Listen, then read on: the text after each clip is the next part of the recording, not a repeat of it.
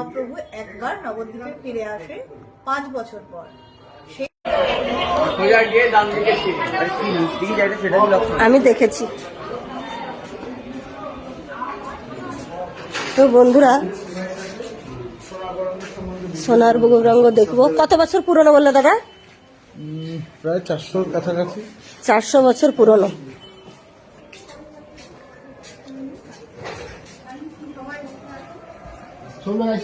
তো চলো, 400 বছর পুরনো মন্দির, সোনার গৌরাঙ্গ। চলো পেছনে সিঁড়ি না, আসো মা, কাছে এসো, কিছু বলবে, আসো।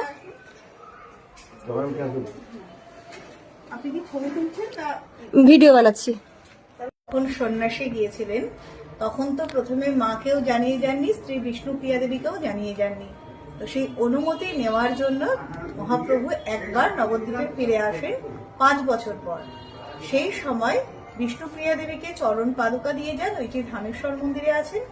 আর সেই সময় যারা ভক্ত ছিলেন তারা সবাই মিলে মহাপ্রভুর আদেশ নিয়ে এই সোনার গৌরাঙ্গ প্রতিষ্ঠা করেছিলেন। এই বিগ্রহের বয়স 450 থেকে 500 বছর। বিষ্ণুপ্রিয়ার পরিবারের মানুষেরা 13 পুরুষ ধরে সেবা চালিয়ে যাচ্ছে।